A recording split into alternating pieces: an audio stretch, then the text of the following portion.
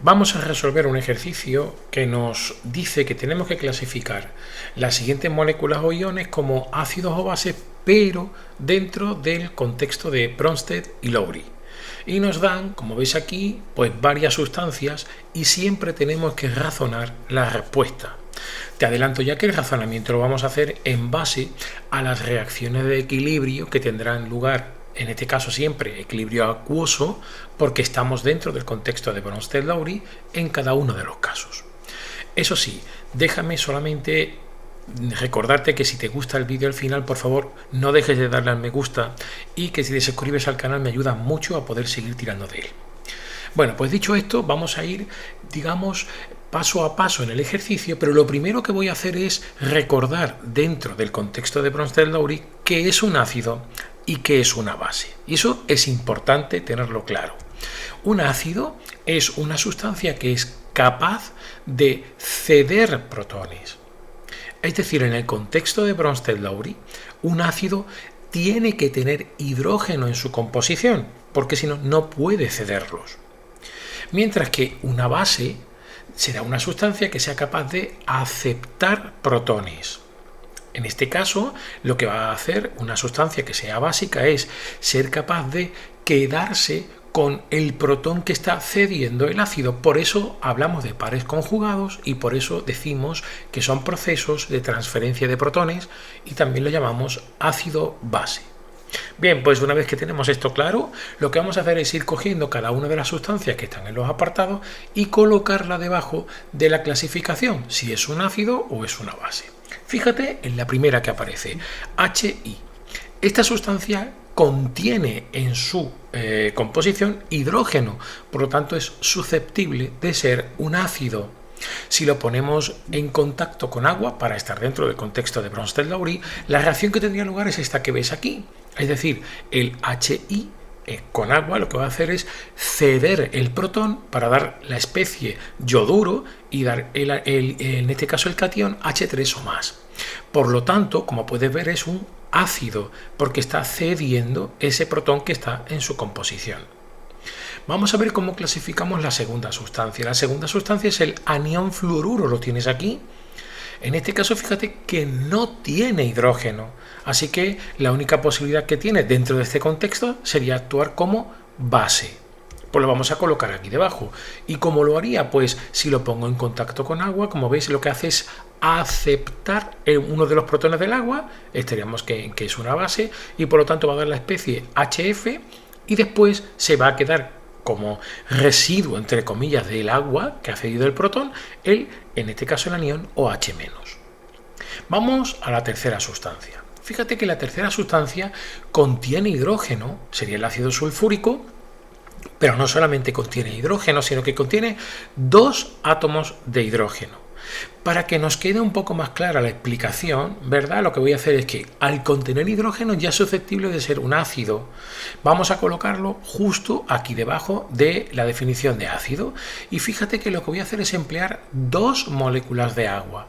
En este caso, ¿por qué? Porque lo que estoy buscando es llegar al anión, ¿verdad? Completamente desprotonizado, digamos, sin protones. Entonces ponemos 2 de agua para que pueda ceder los 2 protones que tiene, los 2 hidrógenos que tiene en su composición a cada una de estas moléculas de agua, de forma que lo que voy a obtener sería el anión sulfato y además 2 del catión oxonio, ¿verdad? Que lo tendríamos aquí.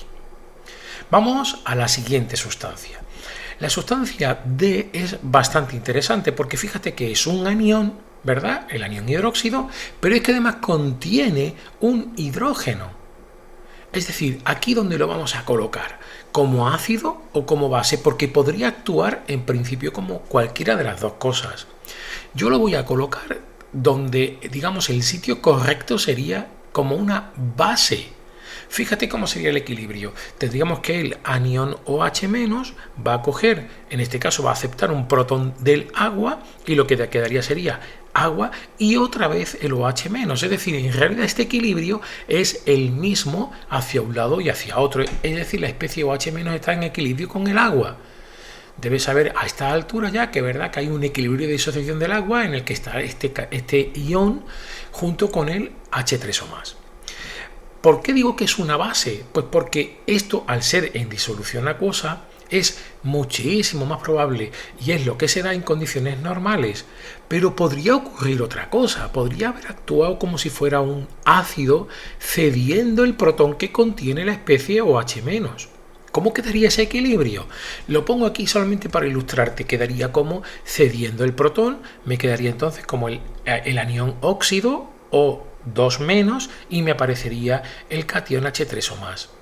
Te lo pongo en color azul porque esto en disolución acuosa en condiciones normales no se da. Habría que forzarlo muchísimo, así que la respuesta correcta sería la que tienes aquí en amarillo, es decir, que va a actuar como una base. Nos vamos al siguiente apartado, el apartado E, donde tengo, como ves aquí, el anión carbonato. En este caso no hay hidrógenos en la composición, por lo tanto parece claro que tiene que estar como una base y el equilibrio sería este. Hago igual que hice antes con el sulfúrico. Como el anión tiene, como ves aquí, carga 2-, voy a poner 2 moléculas de agua. ¿Para qué? Pues para que cada una de ellas ceda un protón a esta especie y tener la especie ácida, ¿verdad? Pero completamente protonada, que sería, como ves aquí, el ácido carbónico H2CO3 y por lo tanto va a dar lugar a 2 de OH-. La siguiente sustancia, F, es el anión nitrato.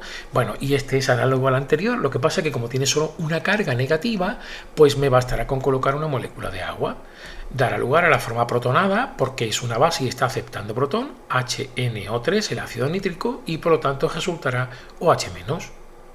Y ya por último, como veis aquí, tendríamos el anión perclorato, ¿verdad?